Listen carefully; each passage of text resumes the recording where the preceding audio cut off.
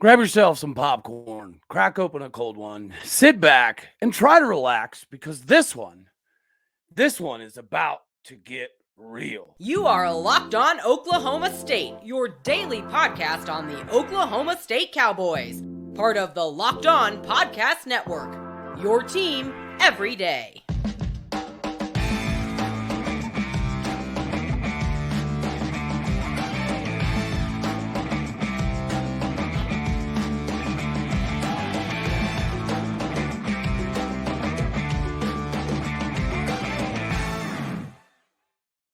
Howdy, y'all, and hello, all. Welcome back to Locked On Oklahoma State, your daily stop for all things cowboy and cowgirl related. My name is Cody Stovall. I want to thank you kindly for stopping by and making this your first listen here on Locked On Oklahoma State. You can find me at Twitter at Aldeo State. We're available on all of your podcasting platforms as well as YouTube. Yeah, it's pitchfork time, ladies and gentlemen. We've known for quite some time that Charlie Dickey it wasn't working out well. All right, we've known for quite some time the Cowboy back position has been a wasted scholarship spot. And even though it looks like maybe we're trying to adjust some things, if you'd have told me a week ago that if we lost Kasey Dunn, we would lose a bunch of wide receivers, I would have agreed with you. And I would have said we need to find a way to keep Kasey Dunn on staff in some capacity. Even if it's a promotion, demotion type thing where he's back down to wide receivers, I don't care what his name tag says. He can be associate head coach, assistant head coach, water boy extraordinaire. I don't care.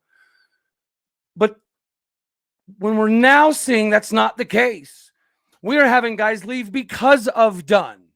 100% factual statement. People are leaving because of Dunn. I would have never guessed. The guy who's produced multiple Blitnikoff level dudes, right? The guy who's produced so many people that have gone to the NFL is now the guy that is destroying things. And the culpability for Gundy lies in making adjustments. We know there's problems happening in the locker room. We know that Kasey Dunn made fun of kids. He called kids weak, and he told them they needed to go home. And, just like what we did to Braden Johnson. I thought Braden Johnson was at home for a year because the game of football was more or less stripped away from him. Now we're starting to find out that this is not necessarily a policy, but we do this a lot. We send dudes home, right? In their times of need. Trace Ford's another one. How many times did he get sent home?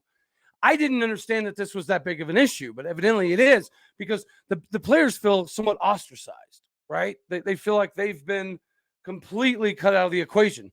So if you're Trace Ford and you don't know what's going on and they're not really doing a lot to help you, okay, you get the transfer. We knew the offense had problems when we lost Spencer Sanders. All right, so now you're hearing that Spencer Sanders circled the wagons and potentially wanted to come back and had conversations with Gundy about coming back. And supposedly, I can't confirm this, but supposedly Gundy said no. We told Spencer Sanders, no, we don't want you back. Now, I understand that him leaving, it's going to rub some people the wrong way, but at the same time, you have to stop the bleeding. There's bleeding happening. There are players, it will start to come out more and more public, I can assure you, that they're being mistreated. They don't like the way that Kasey Dunn is handling things. Again, I get the old school mentality. I love it. I dig it. I'm all about it. But if we know that in today's NIL and transfer market era, that relationships are beyond everything the most important.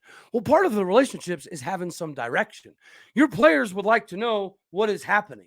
And that's the problem. On defense, you're not seeing a bunch of unhappy dudes. You're not hearing about a bunch of guys wanting to leave because of Derek Mason or Greg Richmond or anybody on the defensive staff.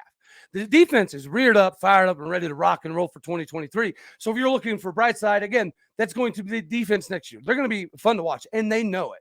So they've kind of excluded themselves from what's happening on the offensive side of the ball because they know there's massive issues. But all of the issues, guys, all of the issues in the locker room seem to be stemming from the assistant coaches. We knew Dickey was an issue. We knew McIndoe was an issue. Did we know Kasey Dunn was an issue? Absolutely freaking not. And you could say, because I jumped on the horse as well when Braylon Presley decided that he was transferring. I was on the horse of, oh, he's complaining about playing time. He's being a baby. He dropped the ball a few times when he did get in the game, yada, yada, yada. All of that may be somewhat true. But now we're finding out that when he talked about the mistreatment, mismanagement of wide receivers and running backs, this is what we're talking about. We're at a very, very, very pivotal time as O State fans, right? Because we do have so much success, continuous success over the last 10, 12 years that we should be a top 10, 15 team year in, year out. We should have better recruiting. I think you're going to kind of give Gundy a pass on the recruiting to some degree. But we're starting to find out that the Cowboy culture has become cancerous.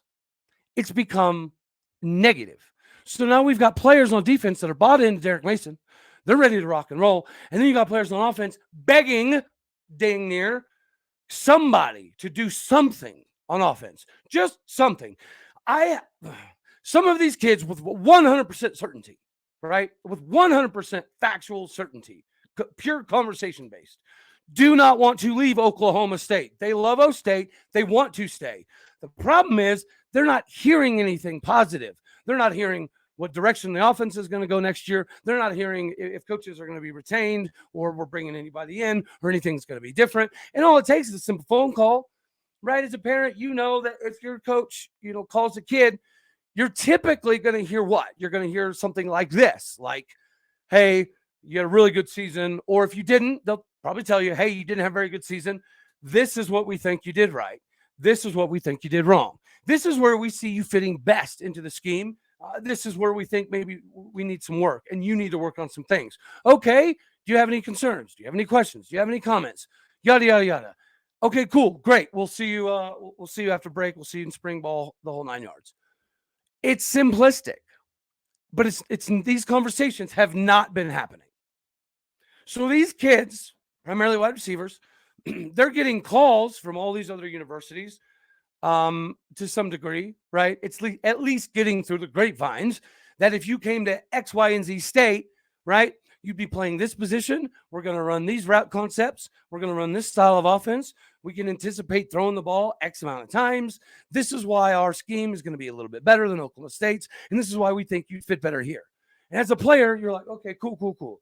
But I love O State. So I'm going to wait to hear all this stuff from O State. And then you don't. You don't hear that from Gundy. You don't hear that from Dunn.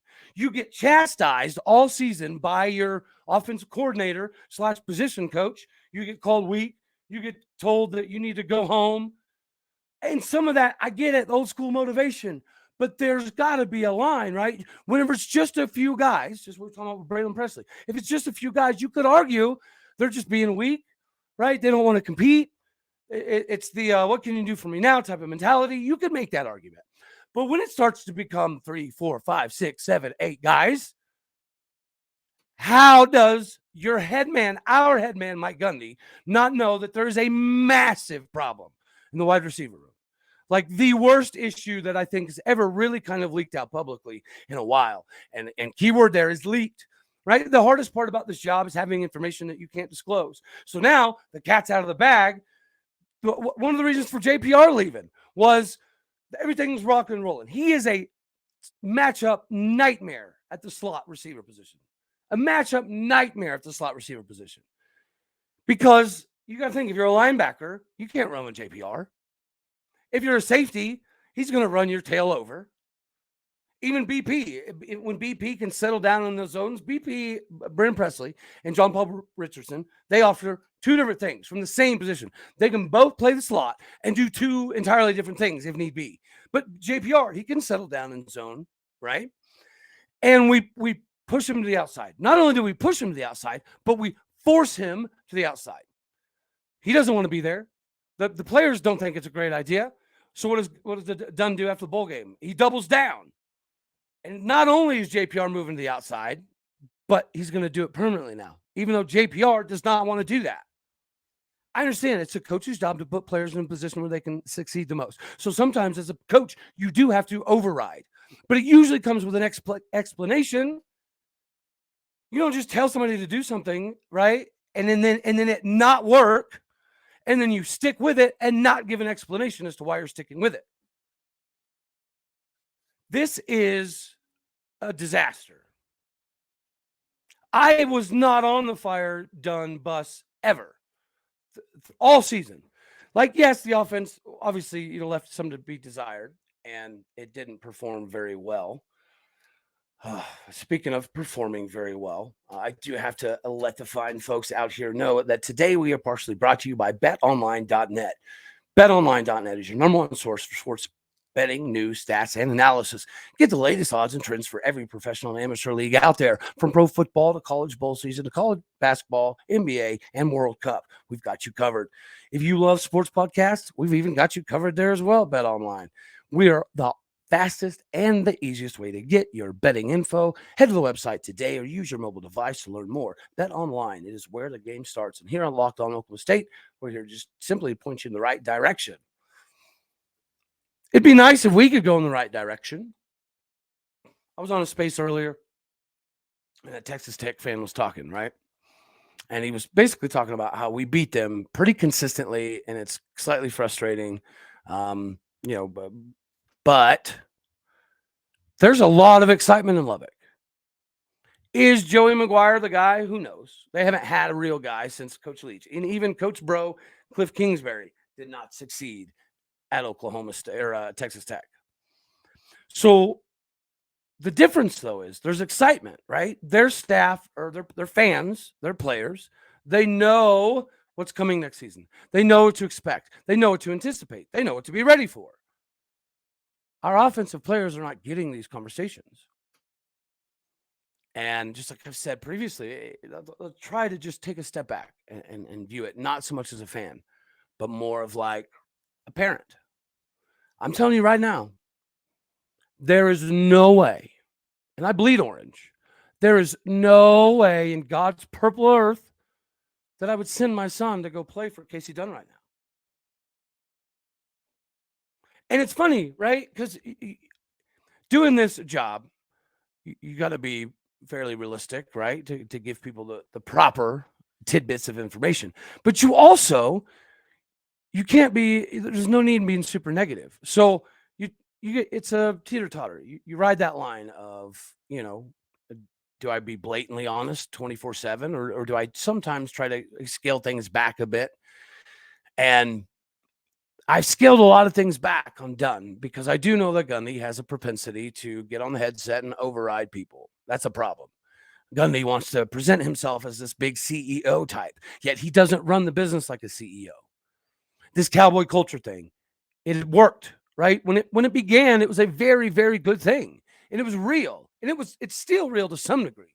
Problem is, players will tell you, the cowboy culture is kind of fun when you're winning. It is a disastrous, torturous nightmare when you're not winning, but that's not even the problem. The problem is we've got a coach who's an offensive coordinator who used to be a wide receiver guru that has lost the wide receivers. It almost feels like it's self-sabotage. When he's telling some of the best receivers on the team, be prepared to be fourth string next season. If you're a parent, like, okay, so my son had X amount of yards, right? And he was the only true freshman that had a large dose. And you might tell him that he's a fourth stringer, so be ready. If you're trying to motivate, that's okay.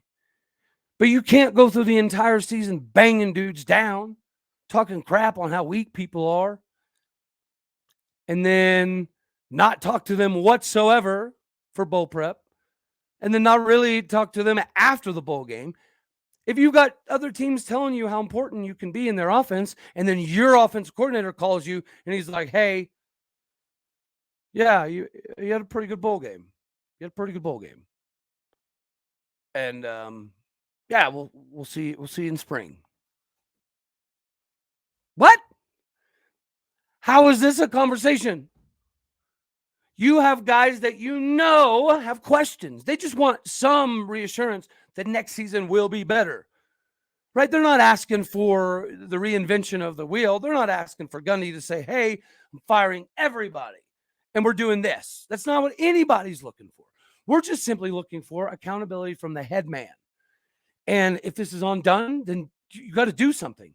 And again, I don't even necessarily say you have to fire Dunn, But you have to come out and do something to stop the bleeding.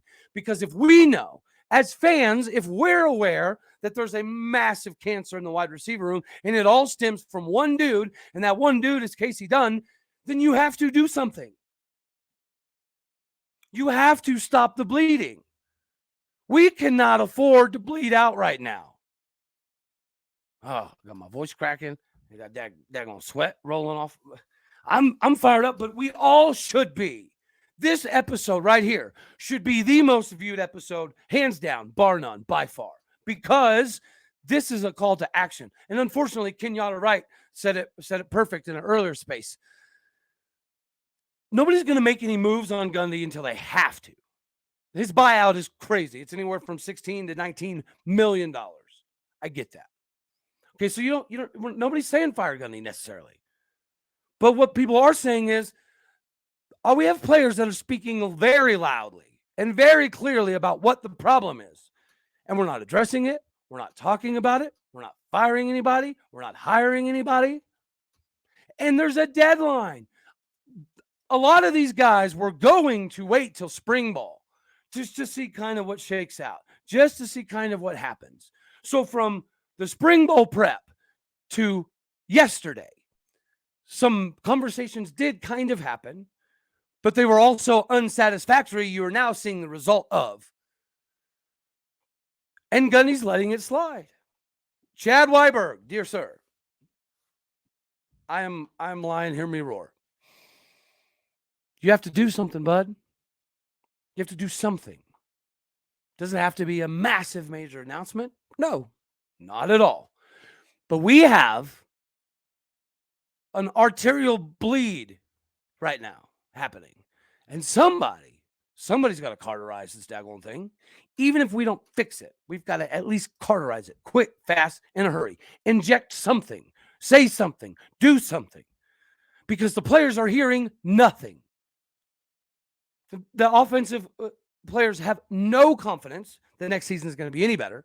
They have no direction on what's going to happen. They have no idea who's going to be calling the plays, who's going to be coaching them. They don't know anything. And communication is key. Direction is key. I'm telling you, till I'm blue in the face, these guys don't want to leave. A lot of them just want some assurance that things are going to be better. They want some assurance that Oklahoma State can improve. We will improve on offense. The Spencer Sanders thing, you could throw it in there as an issue, right? If he comes back around and says, okay, I looked around, not finding what I want. What can we work out to come back to Oklahoma State? And he gets told no. I'm sure that does have a negative effect on some of the locker room, 100%. But they didn't follow him out of the portal originally.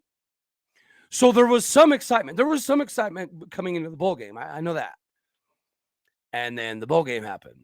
And then the lack of direction and conversations and communication has happened. And it's resulted in this. And here's the unfortunate part, guys. If we don't cauterize this thing quick, there's way more to come. And just like we talked about earlier, if we lose a few more transfers after the bowl game, okay. That's okay. That's manageable. But we just couldn't have an issue, right? A singular source like last season. We had 10, 12, 13 offensive linemen bounce, and nobody questioned what was wrong with Charlie Dickey. Nobody, except for Kasey Dunn.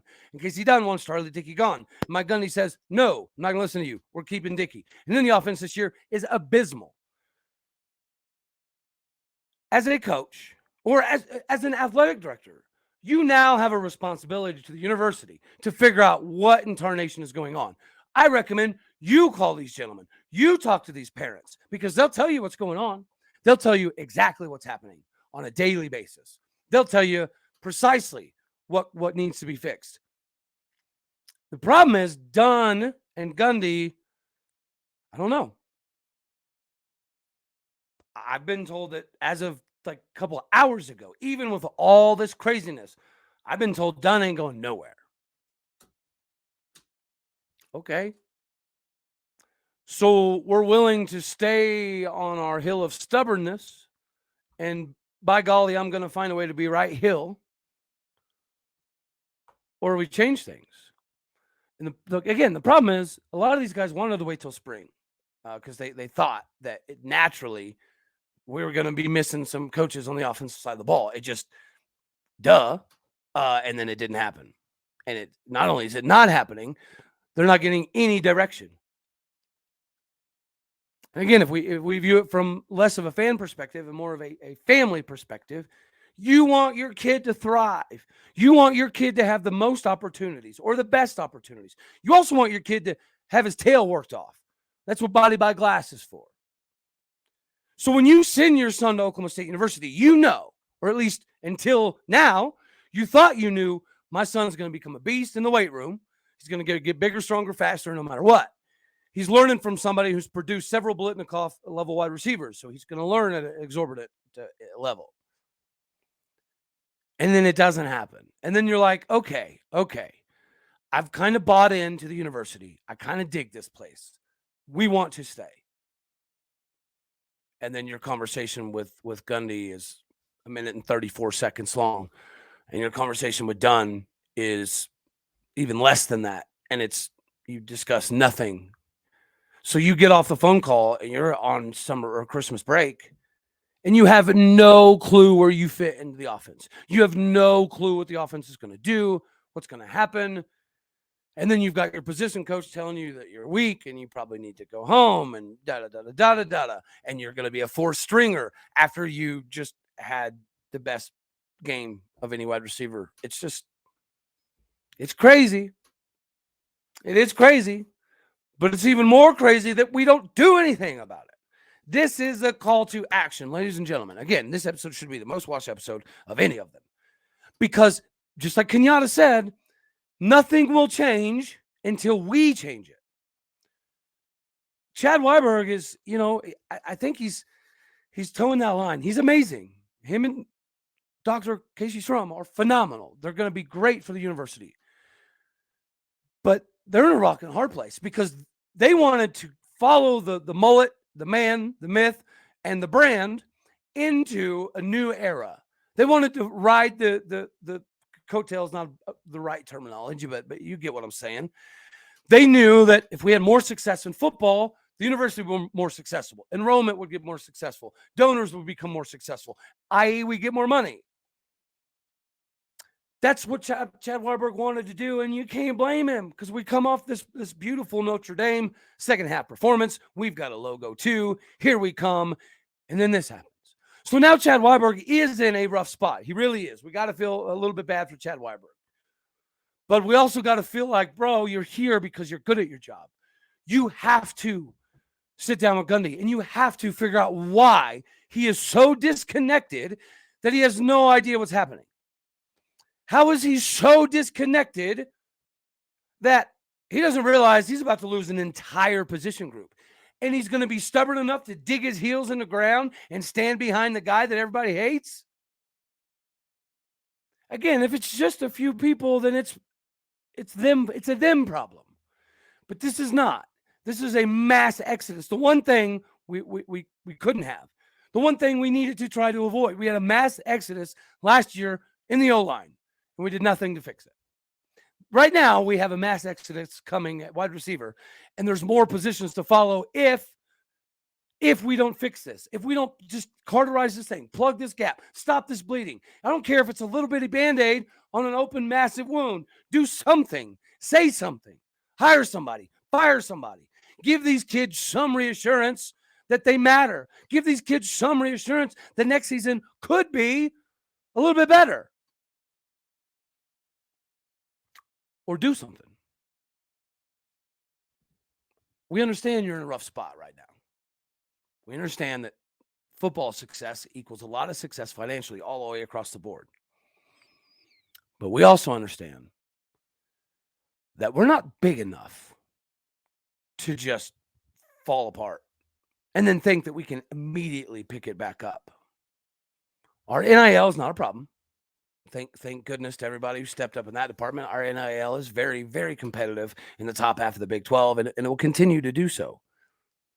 So if we have the money and we're paying Mike Gundy almost $8 million, $700,000 a game, we're paying Derek Mason 1.2, 1.3 mil, If we brought in somebody like an Arroyo, we'd have to pay them 1.3, 1.4, 1.5. We're paying everybody significantly. Our assistants get a raise year after year after year for the most part.